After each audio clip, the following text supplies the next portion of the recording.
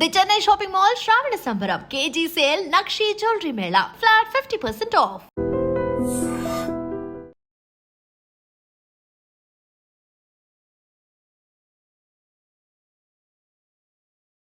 Welcome to I Dream. నా పేరు Lumpini. Gut related ఇష్యూస్ని అడ్రస్ చేయడానికి అట్ ద సేమ్ టైం దానికి ప్రాపర్ సొల్యూషన్ ఇవ్వడానికి ఈరోజు మనతో పాటు gastroenterologist, hepatologist and therapeutic endoscopist doctor Kalavala Harshateja garu ఉన్నారు. ఆయనతో మాట్లాడదాం. హలో సార్, నమస్తే. సో ఫస్ట్ ఆఫ్ ఆల్, ఈ మధ్య కాలంలో ఎక్కువగా, అంటే నాట్ జస్ట్ ఇప్పుడు వచ్చిందని కాదు కానీ ఎప్పటి నుండో ఉంది, బట్ ఈ మధ్య ఎక్కువగా వింటున్నాం కొలన్ క్యాన్సర్ గురించి. సో ఒకప్పుడు అంటే ఓన్లీ ఎల్డర్ అడల్ట్స్లో వచ్చేది అని అనేవాళ్ళు, ఇప్పుడు యంగర్ అడల్ట్స్లో కూడా వస్తుంది. సో బిలో 50 ఉన్న వాళ్ళకి చాలా ఎక్కువగా వస్తుంది ఇన్ఫాక్ట్ అని చెప్పొచ్చు. సో వీటికి మెయిన్ రీజన్స్ ఏముంటాయి? సో జనరల్గా కొలాన్ క్యాన్సర్ ఇండియాలో ఒకప్పుడు ఇన్సిడెన్స్ చాలా తక్కువ ఉండేదండి. So it's a disease of western world అనేవాళ్ళు. ఓకే. సో కానీ ఇండియాలో ఇప్పుడున్న వెస్టర్నైజేషన్ ఆఫ్ ఫుడ్ అనొచ్చు, లైఫ్ స్టైల్స్ అనొచ్చు, మనం రోజు చేసే హ్యాబిట్స్ వల్ల అయి ఉండొచ్చు, కోలాన్ క్యాన్సర్ అనేది ఇన్సిడెన్స్ ఈ మధ్య పెరుగుతుంది ఇండియాలో. సో దానికి ముఖ్య కారణాలు ఏంటంటే, చాలామంది ప్రాసెస్డ్ ఫుడ్ తినటము, మనం ఉండే డైట్లో ఫైబర్ కంటెంట్ అనేది తగ్గటం వల్ల ఆ ఇన్సిడెన్స్ అనేది పెరుగుతుంది. అలాగే వెజిటేరియన్ నుంచి నాన్ వెజిటేరియన్ ఫుడ్ తీసుకునే పీపుల్ చాలా పెరిగిపోయారు. సో దానివల్ల కూడా నాన్ రెడ్ మీట్ ఎక్కువ తీసుకొని లో ఫైబర్ తీసుకుంటే that is one of the precipitating factor అంటారు. అంటే ఆ క్యాన్సర్ కారకానికి ఆ రెడ్ మీట్ కంటెంట్ అనేది బాగా దోహదపడుతుంది. సో రెడ్ మీట్ అయి ఉండొచ్చు, లో ఫైబర్ అయి ఉండొచ్చు, ఇలాంగ్ విత్ జెనెటిక్ కాంపోనెంట్ ఉన్న వాళ్ళకి క్యాన్సర్ వచ్చే అవకాశాలు చాలా ఎక్కువ. ఓకే. సో మీరు మెన్షన్ చేసినట్టుగా వెస్ట్రన్ వరల్డ్లో ఇది ఎక్కువ వచ్చేది. సో మనకు జంక్ ప్రాసెస్డ్ ఫుడ్ ఎక్కువైంది కాబట్టి ఇది మనకు కూడా వస్తుంది అని చెప్పేసి. సో అయితే మన ఏదైతే ట్రెడిషనల్ ఇండియన్ ఫుడ్ ఉందో దాన్ని తీసుకోవడం వల్ల రెగ్యులర్గా ఇలాంటి ఎఫెక్ట్స్ అయితే ఏవి ఉండవు, అంతేనా? ఎలా చెప్పాలంటే, ఇప్పుడు ఫైబర్ తీసుకున్నారు అనుకోండి, ఫైబర్ మీ మోషన్ బల్క్తో పాటు ఇప్పుడు మీరు తినే ఫుడ్ అయినా ఇవ్వండి, ఏదైనా దాంట్లో క్యాన్సర్ కాజింగ్ కార్సినోజెన్స్ అంటారు. సో వాటిని బైండ్ చేసేసి ఆ స్టూల్లో ఫాస్ట్గా మూమెంట్ తోటి బయటికి, అది మన పేగు మీద యాక్ట్ చేసే ముందే బయటికి ఫ్లష్ చేసేస్తుంది. సో ఫైబర్ అలా ఆ కార్సినోజెన్స్ని తగ్గివ్వడానికి హెల్ప్ చేస్తుంది. అలాగే ఆ ఫైబర్ని మన బాడీలో ఉండే గుడ్ బ్యాక్టీరియా ఏం చేస్తాయంటే డైజెస్ట్ చేసి షార్ట్ చైన్ ఫ్యాటీ యాసిడ్స్ అంటారండి. అంటే గుడ్ ఫ్యాటీ యాసిడ్స్గా మార్చడం వల్ల ఏమవుతుందంటే ఆ పేగు పూత రాకుండా హెల్ప్ చేస్తుంది. అలాగే క్రానిక్ ఇన్ఫ్లమేషన్ అంటారు. సో వీటన్నింటినీ తగ్గివ్వడానికి ఆ షార్ట్ చైన్ ఫ్యాటీ యాసిడ్స్ అనేవి హెల్ప్ చేస్తుంటాయి. సో ఇలా ఫైబర్ ఇండైరెక్ట్గా మన కోలాన్ ప్రొటెక్షన్కి, అలాగే ఈ కార్సినోజన్ ఫ్లష్ అవుట్ కావడానికి కూడా హెల్ప్ చేస్తుంటాయి. సో మన ప్రతి మీల్లో ఫైబర్ అనేది చాలా ఇంపార్టెంట్ అండి. సో ఫైబర్ అంటే అందరూ సంథింగ్ ఏదో కొత్త వరల్డ్ నుంచి వచ్చిన టర్మ్ లాగా ఫీల్ అవుతుంటారు. సో ఫైబర్ మీరు సపరేట్గా తీసుకోవాల్సిన అవసరం లేదు. మీ డే టు డే లైఫ్స్లో వెజిటేబుల్స్, ఫ్రూట్స్తో పాటు డ్రై ఫ్రూట్స్ని ఇంక్లూడ్ చేసుకోగలిగితే you can decrease the colon cancer incidence అండి. సో హై ఫైబర్ ఫుడ్స్ అంటే ఫ్రూట్స్లో మనం కామన్గా తినే యాపిల్.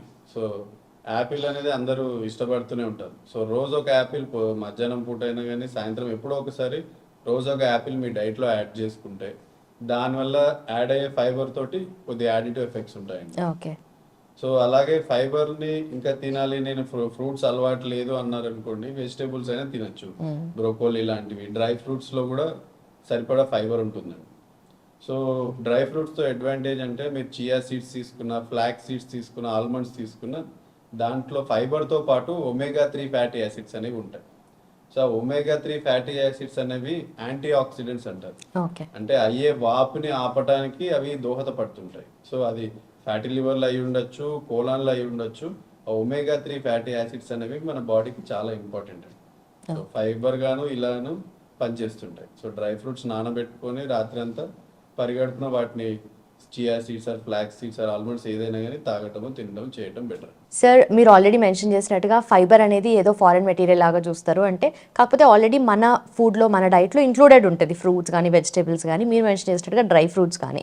అయితే నార్మలీ కొంతమంది డైట్ మెయింటైన్ చేద్దాం అనుకునే వాళ్ళు, ఓన్లీ కొంతమంది నాన్ వెజ్ డైట్ చేసేవాళ్ళు అనుకోండి, ఫర్ ఎగ్జాంపుల్ ఏదైనా చికెనో లేదనుకో ఎగ్స్ మీదనో చేసే వాళ్ళకి ఫైబర్ అంటే క్యారెటో, బీన్సో అని తీసుకుంటూ ఉంటారు. సో అంటే ఏమేమి ఇంక్లూడ్ చేసుకోవచ్చు దాంట్లో? క్యారెట్ అయినా కానీ, స్పినాచ్ కానీ, లేదా హోల్ గ్రెయిన్స్లో ఫైబర్ కంటెంట్ అనేది చాలా ఎక్కువ ఉంటుందండి. సో వాళ్ళు తీసుకున్న నాన్ వెజ్తో పాటు ఒక జస్ట్ కప్ ఆఫ్ ఓట్స్ కానీ లేకపోతే క్వినాకో కానీ ఏదైనా హోల్ గ్రెయిన్స్ లాంటిది ఒక వాళ్ళు తీసుకునే 3 మీల్స్ కానీ 4 మీల్స్లో ఎక్కడో ఒక చోట ఆ ఫైబర్ అనేది ఇంట్రడ్యూస్ చేస్తే బెటర్ అండి. ఓకే. లేదు అంటే జస్ట్ డైలీ ఒక 1 యాపిల్ తీసుకుంటాము, లేకపోతే రాత్రిపూట పొద్దున పూట డ్రై ఫ్రూట్స్ తీసుకుంటాము, అలా అయినా ట్రై చేయొచ్చు. ఓకే. సో నాన్ వెజ్ వల్ల కూడా కొలన్ క్యాన్సర్ వచ్చే ఛాన్సెస్ ఉంటాయి అంటారు కదా, అది ఎంతవరకు నిజము అండ్ దాన్ని ఎట్లా ఓవర్కమ్ చేయాలి? రెడ్ మీట్ వల్ల చాలా స్టడీస్లో ప్రూవ్ అయిందండి. Red meat increases the propensity for colon cancer. So red meat ఎంత తక్కువ తీసుకుంటే అంత మంచిదండి. సో దాని ప్లేసెస్లో మీరు కావాలంటే హోల్ ప్రోటీన్, ఎగ్లో సఫిషియంట్ ప్రోటీన్ ఉంటుంది. ఒక ఎగ్ మీరు కంప్లీట్గా తీసుకుంటే ఒక 7 గ్రామ్ ప్రోటీన్ వరకు వస్తుంది. Okay. So you can have 3 to 4 eggs a day. కావాలంటే బాయిల్డ్ చికెన్ అలా తీసుకోవచ్చు. సో రెడ్ మీట్ వల్లనే more chance of colon cancer. Okay. మరి హైదరాబాద్ బిర్యానీ అంటేనే మటన్ బిర్యానీ కదా, సో దాన్ని ఎట్లా ఓవర్కమ్ చేయాలి? So weekly once is not an issue అండి. ఓకే. సో డైలీ బేసిస్ లో చాలా మంది రెడ్ మీట్ వెస్టర్న్ వరల్డ్ లో తీసుకుంటారు, అందుకే వాళ్ళకి కోలాన్ క్యాన్సర్ అనేది చాలా ఎక్కువ అండి. Okay. So weekly once or monthly twice doesn't make much difference. So మీరు కావాలంటే వీక్లీ వన్స్ ఆర్ ట్వైస్ మీరు బిర్యానీ తినండి, ఓకే. దానివల్ల వచ్చే గ్యాస్ట్రైటిస్, అదర్ కాంప్లికేషన్స్ కామన్ ఉండొచ్చు. ఓకే. సో కోలన్ క్యాన్సర్ మనకు ఈ ఎక్స్ట్రీమ్ కండిషన్ కాకుండా మధ్య మధ్యలో ఇలాంటి గ్యాస్ట్రిక్ ఇష్యూస్ కూడా వస్తాయి కాబట్టి తగ్గిస్తేనే బెటర్, ఫ్రీక్వెన్సీ తగ్గించాలంటారు. అండ్ ఈ లేటెస్ట్ టైమ్స్లో ఎక్కువగా చూసుకుంటే నాన్ ఆల్కహాలిక్ ఫ్యాటీ లివర్ అని అంటున్నారు. అదేంటి నాన్ ఆల్కహాలిక్కి ఫ్యాటీ లివర్ ఏంటి అనేది డౌట్. సో దాని గురించి ఏం చెప్తారు? జనరల్గా ఇంతకుముందు ఆల్కహాల్ తీసుకునే వాళ్ళకి ఏంటంటే ఆల్కహాల్ తీసుకోవడం వల్ల లివర్లో కొవ్వు జమగుతుంది. సో ఆల్కహాల్ మల్టిపుల్ పాత్వేస్ వల్ల లివర్లో ఉన్న సెల్స్, హెపటోసైట్ అంటారు, దాన్ని వాప్ చేయటం వల్ల ఇంకా multiple fat oxidation pathways defect రావటం వల్ల ఫ్యాట్ అనేది లివర్లో జమగుతుంది. ఓకే. సో దాన్ని ఆల్కహాలిక్ ఫ్యాటీ లివర్ డిసీజ్ అంటారు. కానీ ఇప్పుడున్న ప్రపంచ సిచ్యువేషన్లో ఏంటంటే మనము ఉండే సెడెంటరీ లైఫ్ స్టైల్, తీసుకునే క్యాలరీస్ చాలా ఎక్కువ అవ్వటము, దానికి సఫిషియెంట్గా ఫిజికల్ యాక్టివిటీ చేయకపోవటం వల్ల ఆ ఎక్కువ క్యాలరీస్ అనేవి మన అబ్డామినల్ వల్ల అంటే పొట్టలో మరియు లివర్లో జమగుడతాయి. ఓకే. సో మనం ఎక్కువ క్యాలరీస్ తీసుకోవటం వల్ల జమగురే కొవ్వుని non alcoholic fatty liver disease అంటారు. సో ఇది ఇండైరెక్ట్గా లైఫ్ స్టైల్ డిసీజ్ అనొచ్చు. షుగర్ లాగానే, ఒబేసిటీ లాగా ఇది కూడా రాబోయే కాలంలో ఒక లైఫ్ స్టైల్ డిసీజ్గా మారుతుంది. ఓకే. ఒక 10లో మీరు రాబోయే కాలంలో ఒక 5-10 ఇయర్స్లో ఒక 7-8 మెంబర్స్ కూడా చూసినా ఆశ్చర్యపోకండి. So non alcoholic fatty liver disease అనేది ఇప్పుడు గ్యాస్ట్రోఎంట్రాలజిస్ట్, హెపటాలజిస్ట్ మధ్యలో అయ్యే డిస్కషన్లో మోస్ట్ ఇంపార్టెంట్ డిసీజ్, ఎందుకంటే దానివల్ల వచ్చే కాంప్లికేషన్స్ చాలా ఎక్కువ ఉంటాయండి. ఓకే. సో లివర్లో ఫ్యాట్ జమగూరటం ఒక 5% కంటే ఎక్కువ శాతం పెరిగిన తర్వాత దానివల్ల వచ్చే కాంప్లికేషన్స్ ఎక్కువ ఉంటాయండి. సో ఆ ఫ్యాట్ జమగూరినప్పుడు అక్కడ ఆ ఉండే లివర్ సెల్, హెపటోసైట్ అంటారు, దాన్ని వాపు చేయడానికి ఈ ఫ్యాట్ దోహదపడుతుంది. అలాగే ఆ లివర్లో ఉండే స్టెల్లెట్ సెల్స్ అంటారు. సో ఆ సెల్స్ని యాక్టివేట్ చేయడం వల్ల లివర్ చుట్టూ అంతా గట్టిపడిపోతుంది. సో దాన్ని ఫైబ్రోసిస్ అంటారు. సో ఈ non alcoholic fatty liver disease వాళ్ళకి ఓవర్ ద టైం ఒక 5-6 ఇయర్స్ తర్వాత ఫైబ్రోసిస్ అనేది ప్రోగ్రెస్ అవుతూ సిరోసిస్ అంటారు, అంటే రివర్స్ కాలేని స్టేజ్కి మారిపోతుంది. సో అలా లివర్ డ్యామేజ్ కావడం వల్ల క్యాన్సర్స్ రావచ్చు. ఆ లివర్ సిరోసిస్ కావడం వల్ల పొట్టలో నీరు, అలసట, మోషన్స్లో బ్లడ్ రావటం, రక్తస్రావం కావటం, ఒంట్లో ప్రోటీన్ సింథసిస్ అనేది మొత్తం తగ్గిపోవటం, రక్తం పలచబడటం, ఇలాంటి కాంప్లికేషన్స్ అన్ని సిరోసిస్ అనే డిసీజ్ వల్ల వస్తుంటాయి. ఓకే. సో ఫ్యాటీ లివర్ అనేది షుగర్ ఉన్న వాళ్ళకైనా కానీ లేకపోతే సెడెంటరీ లైఫ్ స్టైల్ ఉన్న వాళ్ళందరికీ కూడా ఫ్యాటీ లివర్ ఉంటే దాన్ని ఇగ్నోర్ చేయకూడదండి, ఎందుకంటే ఆ ఫైబ్రోసిస్ వెన్ ఇట్ సెట్స్ ఇన్స్ దాన్ని రివర్స్ చేయడం చాలా కష్టం. ఓకే. సో అందుకని ఫ్యాటీ లివర్ ఉన్న వాళ్ళు చాలా జాగ్రత్తలు తీసుకోవాలి. ఓకే. సో రివర్సిబుల్ అనేది ఎక్స్ట్రీమ్ కండిషన్ అయితే రివర్సిబుల్ కాదంటున్నారు కదా, సో ఏ స్టేజ్లో దీన్ని రివర్స్ చేయొచ్చు? సో జనరల్గా ఫైబ్రోసిస్లో 4 స్టేజెస్ ఉంటాయండి. F1, F2, F3, F4 అంటారు. 1 and 2 వరకు అయితే మనం రివర్స్ చేసే ఫుడ్ అండ్ లైఫ్ స్టైల్ తోటి చేంజెస్ చాలా ఈజీగా చేయొచ్చండి. ఓకే. సో ఫుడ్ గురించి తీసుకుంటే మీ డైట్లో డైలీ బ్లాక్ కాఫీ ఒక 1 or 2 cups యాడ్ చేసుకోగలిగితే అది లివర్లో ఉన్న ఫ్యాట్ని కరిగించడానికి చాలా హెల్ప్ చేస్తుంది. ఓకే. సో కాఫీలో ఉండే కెఫెన్ అయినా కానీ పాలిఫినాల్స్ అంటారు, ఈ కెఫిన్ తోటి ఏం చేస్తుందంటే ఆ ఫ్యాట్ని తొందరగా ఆక్సిడేషన్ అంటే దాన్ని కరిగించడానికి కాఫీలో ఉండే కెఫిన్ దోహదపడుతుంది. ఓకే. అలాగా కొంచెం లివర్ ఉన్న ఫ్యాట్ తగ్గుతుందండి. అలాగే దాంట్లో ఉండే యాంటీ ఆక్సిడెంట్స్ వల్ల ఇంతకుముందు వాపు వస్తుందన్నాం కదా, ఆ వాపుని తగ్గించడానికి హెల్ప్ చేస్తుంది. ఓకే. సో ఇలా daily dark coffee without sugar తీసుకోగలిగితే మీ లివర్ లో ఉండే ఫ్యాట్ కొంచెం కరిగించడానికి హెల్ప్ చేయొచ్చు. ఓకే. అలాగే low calorie diet. So fatty liver already మీకు డయాగ్నోస్ అయింది, దాంతోపాటు మీకు ఒబెసిటీ అంటే పొట్ట మీకు సరిపడా దానికంటే మీ హైట్ కి ఎక్కువ వెయిట్ ఉన్నదాన్ని ఒబెసిటీ అంటారు. So me BMI about 28 or 29 ఉన్న వాళ్ళందరూ జాగ్రత్త ఉండి low calorie diet with sufficient protein తీసుకోవటం చాలా ఇంపార్టెంట్ అండి. ఓకే. సో ఈ బ్లాక్ కాఫీ రెగ్యులర్గా తాగే మిల్క్ కాఫీతో పాటు కాకుండా అది అవాయిడ్ చేసి ఇది తీసుకుంటే బెటర్ అంటారు, అంతేనా? ఎందుకంటే ఆపోజిట్ అర్థమవుతుంది జనాలకి, because you know we love coffee any added sugars or milk, so that you will have less calories and the main treatment why we are giving coffee it will be satisfied. Okay.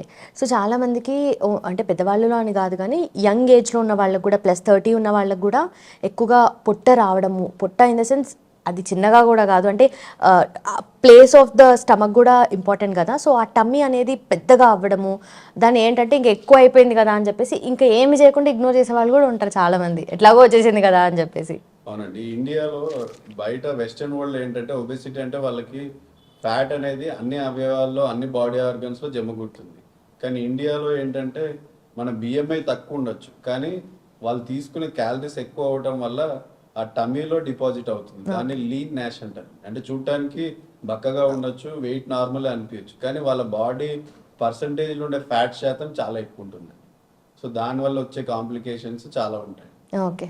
So only Indians కంటే ఇది ఎక్కువగా చూడొచ్చు అంటారు మనకు? South ఏషియాలో common అండి. అంటే ఇన్ని రోజులు మనకి we are into poverty and low calorie intake people మనం. సో మన జెనెటిక్స్ వాటికి ట్యూన్ అయి ఉంటాయి. కానీ ఇప్పుడున్న లైఫ్ స్టైల్, ఇప్పుడున్న ఇన్కమ్ పెరగటం అని ఉండొచ్చు. సో క్యాలరీస్ అనేది బాగా ఎక్కువ తీసుకుంటున్నారు. దానికి సరిపడా ఫిజికల్ యాక్టివిటీ తగ్గిపోవటం వల్ల ఆ లీన్ నాష్ అనేది స్టార్ట్ అవుతుంది. ఓకే. సో అంటే వెస్టర్న్ ఇన్ఫ్లుయెన్స్ వల్ల కల్చర్ జనరల్ ఇవన్నీ మాట్లాడతాం కానీ బాడీ టైప్ కూడా మారుతుందా అనేది ఇప్పుడే అర్థమవుతుంది. ఓకే. సో ఎలాంటి బాడీ టైప్ ఉన్న వాళ్ళకైనా ఇప్పుడు ఈ ఫ్యాటీ లివర్ కండిషన్ పెరిగే ఛాన్సెస్ ఉంటాయి కదా, సో వాళ్ళు ఓవరాల్గా ఇది రాకుండా ఉండడానికి ఏం చేయాలి? రాకుండా ఉండడానికి అంటే సింగిల్ లైన్ లో హెల్తీ లైఫ్ స్టైల్ స్టార్ట్ చేయడం తోటి we can prevent fatty liver అని అయి ఉండొచ్చు, ఒబేసిటీ అని అయి ఉండొచ్చు, ఇన్సులిన్ రెసిస్టెన్స్ అంటారు, అంటే తర్వాత అది షుగర్ గా మారే అవకాశం ఉంటుంది. దాన్ని తగ్గించడానికైనా హెల్తీ లైఫ్ స్టైల్ అనేది చాలా important. Okay. So physical exercise అనేది మన లైఫ్ లో చాలా ఇంపార్టెంట్ అండి. సో డైలీ అట్లీస్ట్ ఒక 35 to 45 minutes ఫిజికల్ ఎక్సర్సైజ్ చేయగలిగితే మన బాడీని అది వెయిట్ లాస్కి హెల్ప్ చేస్తుంది. అలాగే fatty liver only with physical exercise ఒక 7 to 8% ఆఫ్ వెయిట్ లాస్ చేస్తే ఆ ఫైబ్రోసిస్ కూడా రివర్స్ అవుతుందని స్టడీస్లో ప్రూవ్ అయింది. ఓకే. సో మీకు ఇంట్రెస్టింగ్గా కావాలంటే స్విమ్మింగ్ చేయండి రోజు ఒక అరగంట, లేదు అంటే సైక్లింగ్ ఫ్రెండ్స్తో కలిసో ఫ్యామిలీ మెంబర్స్తో కలిసో ఒక 45 నిమిషాలు సైక్లింగ్ చేసినా కానీ మీరు చాలా ఫైబ్రోస్ని తగ్గించడానికి హెల్ప్ చేయొచ్చు. సో లేటెస్ట్ రిపోర్ట్స్ ప్రకారం చూస్తే కొన్ని మనం రెగ్యులర్ లైఫ్లో చేసే ఒక 8 థింగ్స్ వల్ల మన బాడీలో టాక్సిన్స్ డెవలప్ అయ్యే ఛాన్సెస్ ఉంటాయని చెప్పేసి డాక్టర్స్ అంటున్నారు. సో మీరు దాని గురించి ఎక్స్ప్లెయిన్ చేస్తే దట్ వుడ్ బి బెటర్, ఎందుకంటే ఆ 8 థింగ్స్ అనేటివి మనం డే టు డే లైఫ్లో అందరూ ఏదో ఒక పాయింట్ ఆఫ్ టైంలో వాడుతూ ఉంటారు కాబట్టి. సో ఫస్ట్ థింగ్ ఈజ్ ఈ నాన్ స్టిక్ ప్యాన్స్ ఉంటాయి కదా, సో వీటి మీద ఒక డిబేటే ఉంది, వాడాలి వాడొద్దు, ఐరన్ తవాస్ వాడాలి అని చెప్పేసి. So what you want to tell? So non stick వాడటం అనేది కరెక్ట్గా వాడకపోవడం వల్ల ప్రాబ్లమ్స్ వస్తున్నాయి అనేది నా ఒపీనియన్ అండి. సో చాలా మంది మన ఇండియాలో ఏం చేస్తుంటారంటే నాన్ స్టిక్ ప్యాన్ పెట్టిన తర్వాత దాని మీద ఆ స్టీల్ తోటి దాన్ని డ్రాగ్ చేసి తిప్పుతుంటారు. ఓకే. సో ఆ డ్రాగ్ చేసి తిప్పడం వల్ల ఇది మెటల్ తో పాటు చేస్తారు కాబట్టి ఆ గరిట అనేది ఆ ఉండే టెఫ్లాన్ కోటిని డ్యామేజ్ చేస్తుంది. ఓకే. సో ఆ టెఫ్లాన్ లో గ్యాప్ వచ్చినప్పుడు ఏమైతుందంటే దాంట్లో ఉండే ఆ పీటీఎఫ్ఈ అనొచ్చు, దాంట్లో ఉండే ఆ టెఫ్లాన్ టాక్సిన్స్ అనేవి బయటకు వస్తుంటాయి. సో అవి మన ఫుడ్ లో కలిసి అది క్యాన్సర్ కాజ్ చేసడానికి దోహదపడుతుందని స్టడీస్ ఉన్నాయి. ఓకే. సో మనం ఆ కోటింగ్ ని డ్యామేజ్ చేయకుండా ఇప్పుడు దాన్ని కడిగేటప్పుడు కూడా స్టీల్ బార్స్ వాడి కడగకుండా సో రెగ్యులర్గా దాని కోటింగ్ అనేది మీరు every 3 monthly or 6 monthly maintain అవుతుందా లేదా చూసుకుంటుంటే మీరైతే వాడచ్చండి. నాన్ స్టిక్ ప్యాన్స్ వాడటంలో ప్రాబ్లం లేదు, కానీ ఆ కోటింగ్ పోకుండా ఉంచుకోవడం అనేది చాలా ఇంపార్టెంట్. ఇంతకు ముందు వచ్చే నాన్ స్టిక్ ప్యాన్స్ లో పిఎఫ్ఓఏ అనే ఒక కాంపోనెంట్ ఉండేదండి, దానివల్ల క్యాన్సర్స్ కాస్ట్ కి హెల్ప్ చేసేది. సో ఈ మధ్య వచ్చే వాటిల్లో అది లేకుండా తయారు చేస్తున్నారు కొన్ని కంపెనీస్. సో అది చూసుకొని గుడ్ కంపెనీ నుంచి అయితే తీసుకోవచ్చండి, కానీ the way you handle it creates the problem. Exactly, వాళ్ళు అంటే వుడెన్ ది ఇచ్చారు కదా, దాని రీజనే అది కదా, బట్ స్టిల్ యూజ్ చేస్తుంటారు. And second one is artificial sweeteners. So artificial sweeteners use చేయడం వల్ల ఎఫెక్ట్స్ నెగిటివ్గా ఉంటాయని తెలుసు, బట్ ఎంత నెగిటివ్ అండ్ ఎలా ఉంటాయి ఎఫెక్ట్స్? సో చాలా మంది ఇప్పుడు చెప్తుంటారు, నేను రియల్ ఫ్రూట్ జ్యూస్ రోజు తాగుతాను, నేను చాలా గుడ్ హెల్త్ చేస్తున్నాను అంటారు. కానీ ఆ రియల్ ఫ్రూట్ జ్యూస్ లో 100% ఫ్రూట్ జ్యూస్ అని ఒక్కటే చూస్తారు, కానీ దాని కింద రాస్తున్న కంటెంట్ ఆర్టిఫిషియల్ స్వీట్నర్, ఆస్పార్టే, సుక్రోజ్ అని చాలా రకాలు ఉంటాయి. సో అవి ఉన్నాయా లేవా అని ఎవరు చూడరు. సో ఆర్టిఫిషియల్ స్వీట్నర్ వల్ల ఏమవుతుందంటే ఎక్కువ మోతాదులో తీసుకుంటున్నప్పుడు మన పేగులో ఉండే good bacteria, bad bacteria proposition అనేది చేంజ్ అవుతుంది. సో ఆ గుడ్ బ్యాక్టీరియా తగ్గిపోవడం వల్ల మనకు వచ్చే కాంప్లికేషన్స్ అన్ని చాలా ఉంటాయండి. ఆ బ్యాడ్ బ్యాక్టీరియా వల్ల పేగు పూత రావటము, తర్వాత లీకీ గట్ గా మారి వేరే కాంప్లికేషన్స్ కూడా వస్తుంటాయి. సో మన డైట్ లో ఆర్టిఫిషియల్ స్వీట్నెస్ లేకుండా చూడటం అనేది బెటర్ అండి నా opinion. Plastic water bottles most commonly used. అవును.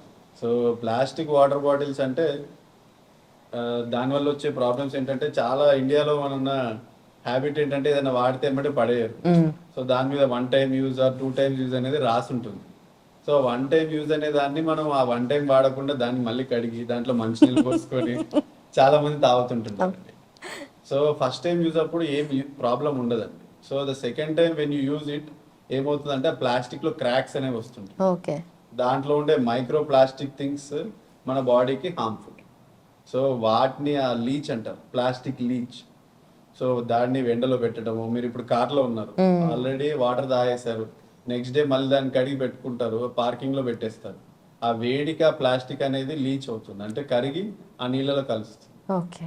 దానివల్ల మన బాడీలో పోయి ఆ పేగుని పూతకి కారకంగా మారుతుంది.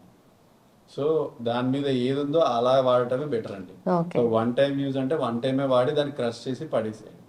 లేదు ఇవన్నీ ప్రాబ్లమ్స్ ఎందుకు అంటే స్టీల్ బాటిల్, ఒక గాజు బాటిల్ తీసుకొని మీ దగ్గర క్యారీ చేయండి. So that is the easy solution. Course, but అది కష్టం కాబట్టి ప్లాస్టిక్ మీద డిపెండ్ అవుతాం కదా. బట్ అగైన్ మీరు అన్నట్టుగా వెహికల్స్ లో పెట్టినప్పుడు ఆర్ బండి డిక్కీస్ లో పెట్టినప్పుడు కూడా వెహికల్ వేడికి అట్ ది సేమ్ టైం ఎండకు కూడా అది కరుగుతుంది కాబట్టి మీరు you can smell the plastic are taste it, the difference is evident. Okay.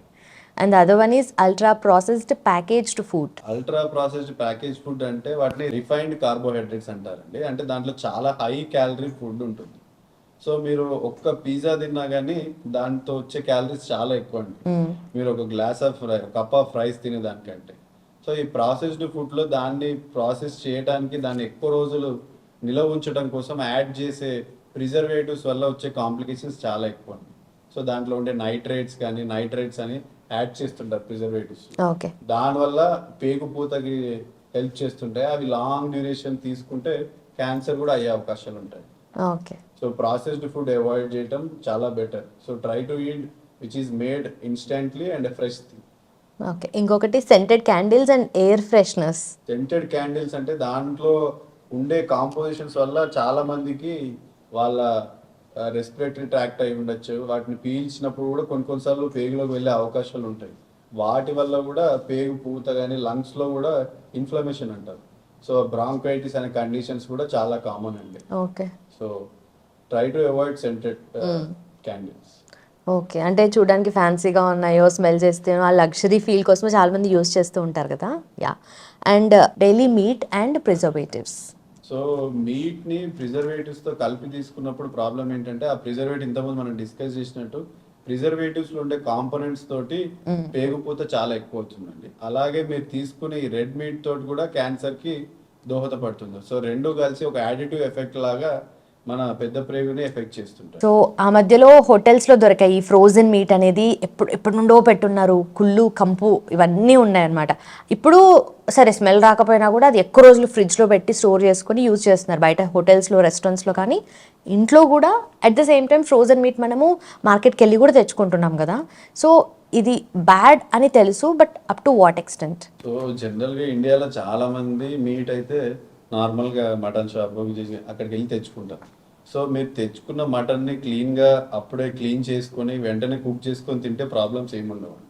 So చాలామంది ఏం చేస్తారంటే ఆ తెచ్చిన మీట్ని, ఆ ఫ్రెష్ మీట్ని సగం వాడి మిగతా సగాన్ని ఫ్రిడ్జ్లో పెడుతుంటుంటారు. సో ప్రాబ్లం ఏంటంటే ఆ ఫ్రెష్ మీట్ మీరు ఫ్రిడ్జ్లో ఎంత రిఫ్రిజిరేట్ చేసినా దాని హాఫ్ లైఫ్ అనేది 3 days మ్యాక్సిమం 5 days ఉంటుంది. సో కానీ చాలా మంది ఆ 2 రోజుల్లో మళ్ళీ తినకపోవచ్చు. సో దానివల్ల ఏమవుతుందంటే దాంట్లో బ్యాక్టీరియా గ్రో కావడానికి చాలా ఛాన్సెస్ ఎక్కువ. సో చాలా మంది ఏమంటారంటే ఆ తిన్న ఫుడ్ కూడా ఏం చేస్తుంటారు, పొద్దున్న తిని తర్వాత మళ్ళీ సాయంత్రం వేడి చేసుకుని మళ్ళీ తింటుంటారు. ఫ్రిడ్జ్లో పెట్టి మళ్ళీ తీసి నెక్స్ట్ డే తినటం అలా చేస్తుంటారు. సో అలా ఆ కుక్డ్ మీట్ని కూడా ఫ్రిడ్జ్లో పెట్టడం వల్ల ఓన్లీ ఆ అవుటర్ లేయర్ మాత్రమే ఆ బ్యాక్టీరియా గ్రో కాకుండా ఆపగలుగుతుందండి. కానీ ఇన్నర్ లేయర్లో మాత్రం ఆ బ్యాక్టీరియా ఉండే ఛాన్సెస్ చాలా ఉంటుంది. మీరు రీహీట్ చేసినప్పుడు ఏమవుతుందంటే ఓన్లీ ఆ అవుటర్ లేయర్ మాత్రమే కుక్ అవుతుంది, ఆ ఇన్నర్ లేయర్ అనేది కుక్ కాదు. దానివల్ల ఆ బ్యాక్టీరియా అనేవి మీరు తిన్న తర్వాత మీ కడుపులోకి వెళ్ళి టాక్సిన్స్ అంటారు. సో ఆ టాక్సిన్స్ వల్ల పేగు పూత చేసి మీకు మోషన్స్ అవ్వటము, దాంట్లో మోషన్లో బ్లడ్ రావటము, కడుపు నొప్పి, జ్వరం రావడానికి బాగా దోహదపడుతుంది. ఓకే, బట్ ఇది ఇమీడియట్ ఎఫెక్ట్స్ మాత్రమే ఉంటాయి లేదంటే లాంగ్ టర్మ్ లో కూడా ఏమైనా ఎఫెక్ట్స్ ఉంటాయంటే? Majority of time immediate effects తెలుస్తుందండి. లాంగ్ టర్మ్ ఎఫెక్ట్ అంటే రా మీట్ డైలీ తీసుకునే వాళ్ళకి red meat over the time cancer వచ్చే అవకాశం ఉంటుంది. ఓకే, సో మీరు అన్నట్టుగా ఆ అవుటర్ లేయర్ ఒక్కటే హీట్ అవుతుంది, లోపలగా పెరిగిన బ్యాక్టీరియా అనేది చనిపోదని చెప్పేసి ఆల్మోస్ట్ ప్రతి ఒక్క ఇంట్లో ఇది చేస్తూ ఉంటారు ఏదో ఒక పాయింట్ ఆఫ్ టైంలో కదా. సో ఈ మీట్ వల్ల జనరలీ ఎనీ కైండ్ ఆఫ్ రా మీట్ కానీ, సో అది స్మెల్ వచ్చినప్పుడు కానీ ఇలాంటివి వచ్చినప్పుడు కూడా హోటల్స్లో కుక్ చేస్తూ ఉంటారు కదా. సో అది కనుక్కోవడానికి ఆర్ మనకి ఇట్లా ఏమైనా ఉంటుందా? అలా ఏమి ఉండదండి. జనరల్గా ఈ మీట్ స్టోరేజ్కి మన ఫుడ్ సేఫ్టీ వాళ్ళు ఇచ్చే గైడ్ లైన్స్ ఏంటంటే కోల్డ్ చైన్ అంటారు. సో ఇప్పుడు ఎక్కడో మీట్ తయారయ్యి ఇప్పుడు మనం హైదరాబాద్లో తింటున్నాం, అక్కడికి రావాలంటే వాళ్ళు ఏం చేస్తారంటే కోల్డ్ ఫ్రీజింగ్ అంటారు. సో లెస్ దెన్ -18 degrees అలాంటి దాంట్లో మొత్తం దాన్ని ఫ్రీజ్ చేసేస్తారు ఆ మటన్ అనేది. అప్పుడు దాన్ని కోల్డ్ చైన్ అంటారు. అంటే వాళ్ళు ఎలా ట్రాన్స్పోర్ట్ చేసినా ఆ టెంపరేచర్ అనేది మెయింటైన్ చేస్తూ ట్రాన్స్పోర్ట్ చేయాలనేది రూల్ అండి. Okay, so till the direct అంటే మీ అవుట్లెట్ రీటైల్ స్టోర్స్ వరకు ఆ టెంపరేచర్ మెయింటైన్ చేయాలి. ఓన్లీ ఎప్పుడైతే వాళ్ళు సెల్ చేస్తున్నారో దాన్ని బయటికి తీసి తర్వాత థాయింగ్ అంటారు. సో ఆ గడ్డగట్టిన మీట్ని మెల్లగా ఫ్రీజ్ తగ్గిస్తూ లెస్ దెన్ నార్మల్ టెంపరేచర్ తీసుకొచ్చి అప్పుడు అమ్మాలి. కానీ అది రూమ్ టెంపరేచర్ పెట్టి దాన్ని గడ్డగట్టిన దాన్ని చేయకూడదు. దాని స్పెసిఫైడ్ టెంపరేచర్ సెట్టింగ్స్ ఉంటాయి. సో ఆ కోల్డ్ చైన్ మెయింటైన్ చేస్తే మనం ఇంపోర్ట్ చేసుకున్నా కానీ ఆ మీట్ తోటి ఇష్యూస్ ఉండవు. అయితే నాట్ జస్ట్ ఈ ఫ్రోజన్ మీట్, ఈ ఫాస్ట్ పేస్ లైఫ్లో అన్నీ కూడా కొంతమంది ఫ్రోజన్ స్వీట్ కార్న్ కూడా ఫ్రోజన్ది ప్యాకెట్స్లో వస్తాయి కదా, అవి యూజ్ చేస్తుంటారు. లేదంటే బఠానీలు కానీ ఇవన్నీ యూజ్ చేస్తూ ఉంటారు కదా. అంటే అవి బయట దొరికే ఫ్రెష్ వాటికన్నా ఇది నాట్ దట్ బ్యాడ్ అనే స్టేట్ ఆఫ్ మైండ్లో ఉంటారు కదా. సో నేను చెప్పినట్టు ఆ కోల్డ్ చైన్ మెయింటైన్ చేస్తే అయితే మీరు ఆ కోల్డ్ చైన్ మెయింటైన్ చేసిన దగ్గర నుంచి తీసుకొచ్చి నార్మల్ 4 degrees Celsius మీ ఫ్రిడ్జ్ లో పెట్టుకొని తర్వాత వాడితే ఇష్యూ ఉండదండి. కానీ ప్రాబ్లం ఎక్కడ వస్తుందంటే రీటైల్ షాప్ నుంచి మనం ఇంటికి తీసుకురావడం, ఆ టెంపరేచర్ చేంజెస్, మళ్ళీ ఫ్రిడ్జ్ లో కరెక్ట్ టెంపరేచర్ లో పెట్టకపోవటము, దానివల్ల అందులో బ్యాక్టీరియా గ్రో అవుతుంది. ఈ ఫ్రీజింగ్ అయినా రెఫ్రిజిరేటర్ అయినా ఓన్లీ బ్యాక్టీరియా గ్రో కాకుండా తగ్గియగలవు కానీ కంప్లీట్ గా ఎలిమినేట్ చేయలేవు. సో ఆ కోల్డ్ చైన్ మెయింటైన్ చేస్తూ తెచ్చిన వెంటనే ఒక 2 రోజుల్లో దాన్ని కంప్లీట్ చేయగలిగితే ఇష్యూస్ లేకుండా మీరు ఫుడ్ కన్జ్యూమ్ చేయగలరు. ఓకే, మనం తెచ్చుకునే 2 రోజులే కానీ షాప్ లో ఎన్నో రోజుల నుండి ఉంటుంటది కదా. Problem of cold chain maintenance problem. But అట్లాగే అంటే ఆ కోల్డ్ స్టోర్ మెయింటెనెన్స్ చేస్తే తర్వాత ఎఫెక్ట్స్ ఏమి ఉండవంటారా? అంటే నార్మల్ దాంతో కంపేర్ చేస్తే ఎలా అయినా ఇన్ఫీరియర్ ఉంటుంది. కానీ ఆ కోల్డ్ చైన్ మెయింటైన్ చేస్తే ఏంటంటే ఇన్ఫెక్షన్స్ రాకుండా ప్రివెంట్ చేయగలుగుతాం. So in fact previous years before corona చూసుకున్నా ఇప్పుడు చూసుకున్నా కూడా ఆ హెల్దీ ఈటింగ్ హ్యాబిట్స్ అనేటివి ఇంప్రూవ్ అయ్యాయి అనుకోవచ్చు కదా చాలా మందిలో. సో ఆ కాన్షియస్నెస్తోనే తింటున్నారని చెప్పొచ్చు. అయితే ఆ మైండ్ఫుల్నెస్ ఉంది, కాన్షియస్నెస్ ఉంది, బట్ అగైన్ హెల్దీ ఈటింగ్ అన్న పేరుతో కూడా అన్నీ హెల్దీగా ఉండాలి అన్న ఒక పర్ఫెక్షన్ దాంతో కూడా చాలా మంది వెళ్తూ ఉంటారు కదా. అయినా కూడా ఇండైజెషన్ ప్రాబ్లమ్స్ అనేవి కొంతమందిలో చూస్తూ ఉంటాం కదా. So what might be the reasons? So indigestion అనేది చాలా మంది రకరకాలుగా ఎక్స్ప్రెస్ చేస్తుంటారు. అంటే కడుపు ఉబ్బరం అనొచ్చు, అరగకపోవడం అని చెప్పొచ్చు, లేకపోతే ఫ్రీ మోషన్ కాకపోవడం వల్ల ఫుల్నెస్ ఆఫ్ స్టమక్ అనొచ్చు. సో రకరకాల పేర్లతో పిలవచ్చు. చాలా మంది ఇప్పుడు హెల్తీ లైఫ్ స్టైల్ అంటే మెజారిటీ చాలా మంది దాంట్లో వెజిటేబుల్స్, ఫ్రూట్స్ ఇంక్లూడ్ చేస్తుంటారు. సో ఇండియాలో చాలా మందికి ఏంటంటే ఫాడ్ మ్యాప్స్ అంటారు. అంటే మనం తీసుకున్న వెజిటేబుల్స్లో కానీ ఫ్రూట్స్లో కానీ అన్డైజెస్టబుల్ పార్టికల్స్ని ఫాడ్ మ్యాప్స్ అంటారు. Fermentable oligo and disaccharides and polyphenols అంటారు. సో అవి చాలా మందికి డైజెస్ట్ కావు, అంటే ఆ ఎంజైమ్స్ అనేవి వాళ్ళ పేగులో ఉండకపోవచ్చు. సో అట్లాంటప్పుడు అవి అరగకపోవడం వల్ల ఏమవుతుందంటే గ్యాస్ బిల్డప్ అవుతుంది. సో ఆ గ్యాస్ బిల్డప్ అవడం వల్ల వాళ్ళకి అరగలేదు, ఆ పొట్ట ఫుల్నెస్ అనేది ఎక్స్పీరియన్స్ చేస్తుంటారు. సో అలా ఉన్న వాళ్ళకి ఆ ఫాడ్ మ్యాప్స్ ఏవేవి పడట్లేదో వాళ్ళు ఒక డైరీ మెయింటైన్ చేసుకుంటూ దాన్ని అవాయిడ్ చేస్తూ వాళ్ళ హెల్దీ లైఫ్ స్టైల్ కంటిన్యూ చేస్తే ఓవర్ ద టైం వాళ్ళు బెటర్ అవుతుంటారు. ఓకే. అండ్ ఆల్సో ఫ్రూట్స్లో కూడా కొన్ని సీడ్స్ వస్తూ ఉంటాయి కదా, వాటర్మెలన్లో బ్లాక్ సీడ్స్ వస్తూ ఉంటాయి, యాపిల్లో కూడా వస్తూ ఉంటాయి. సో అవన్నీ డైజెస్టబులా? కావండి, మెజారిటీ డైజెస్టబుల్ కాదు. సో దానివల్లనే చాలా మందికి ఆ కడుపు ఉబ్బరం అనేది ఉంటుంది. So soluble and insoluble fibres అంటారు. సో సాల్యుబుల్ ఫైబర్స్ అనేవి చాలా ఈజీగా డైజెస్ట్ అవుతుంటాయి. ఇన్సాల్యుబుల్ ఫైబర్స్ అనేవి డైజెస్ట్ కావు, కానీ మన మోషన్ బల్క్ హెల్ప్ చేస్తుంటాయి. సో మన బాడీకి రెండు అవసరమే, కానీ దాన్ని సరిపడా మోతాదులో తీసుకుంటేనే కాంప్లికేషన్స్ లేకుండా లైఫ్ స్టైల్ మెయింటైన్ చేయాలి. ఓకే. సో హెల్దీ ఈటింగ్లో భాగంగా చాలా మంది కూడా ఫ్రూట్స్, వెజిటబుల్స్ ఇట్లా మాట్లాడకుండా కార్బ్స్, ప్రోటీన్, ఫైబర్ ఇట్లా డిఫరెన్షియేట్ చేసి కూడా మాట్లాడుతూ ఉంటారు కదా. సో ప్రోటీన్ బెనిఫిట్స్ అనేటివి తెలిసినప్పటికీ కూడా ఫైబర్ని ఆఫెన్ ఇగ్నోర్ చేస్తూ ఉంటారు చాలామంది. సో వాళ్ళకి ఏం చెప్తారు? అండ్ ఫైబర్ రిచ్ ఫుడ్స్ ఏం మనం ఇంక్లూడ్ చేసుకుంటే బెటర్ అంటారు?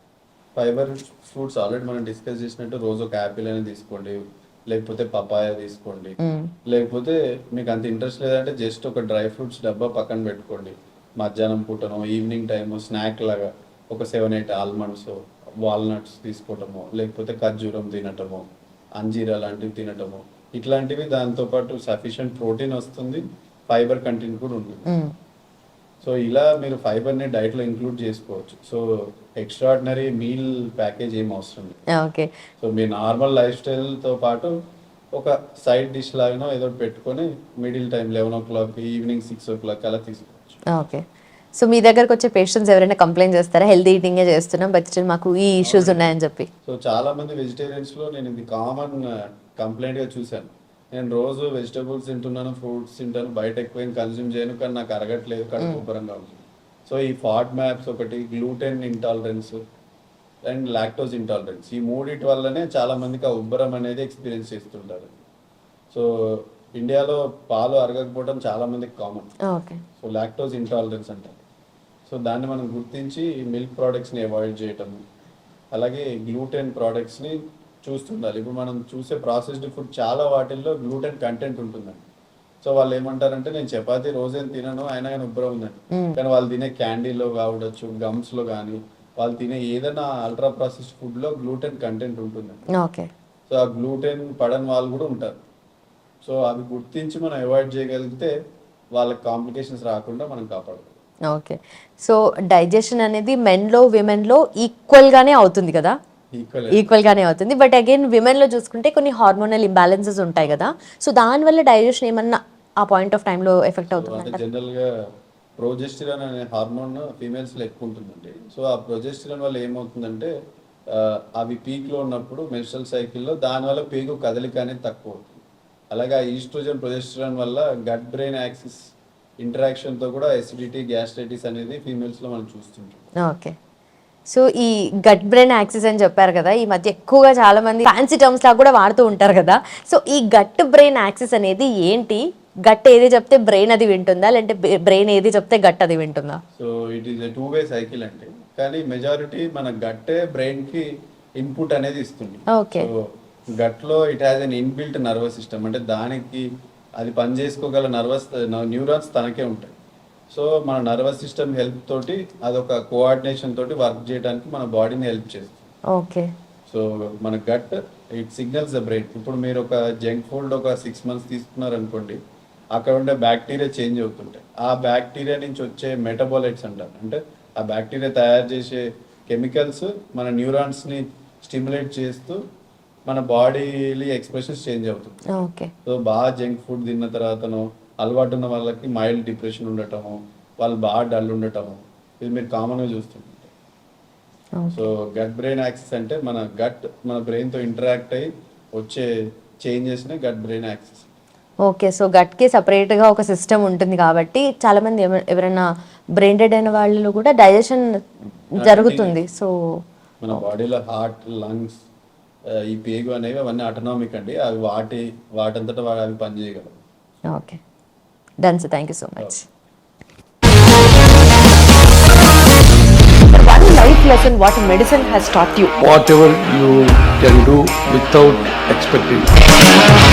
బట్ ఐ రియలీ బిలీవ్ మన పాజిటివ్ యాటిట్యూడ్ ఉంటేనే మనం ఏదైనా సాధించగలం. గట్ ని మనం కరెక్ట్ గా డీల్ చేసినట్లయితే అది మనకి పాజిటివ్ హార్మోన్స్ ని రిలీజ్ చేస్తుంది. షుగర్ వచ్చిన వాళ్ళ పరిస్థితి ఏంటి? పొట్ట దగ్గర పెరిగితే దాన్ని ఆండ్రాయిడ్ అంటారు, ఆండ్రాయిడ్ ఫోన్ కదా. అసలు థాట్స్ ఎందుకు వస్తాయి? బ్రెయిన్ డెడ్ అంటే దానికి ప్రపంచం అంతా కూడా కొన్ని నిర్దిష్టమైనటువంటి లక్షణాలు ఉంటాయి. మానసికంగా ధైర్యంగా ఉంటే క్యాన్సర్ జయించవచ్చు. You are a doctor for a cause sir, అంతే. వాళ్ళకి వచ్చిన ఆదాయం కాకుండా ఫ్రీ సర్వీస్ ఎంతమందికో చేస్తారు.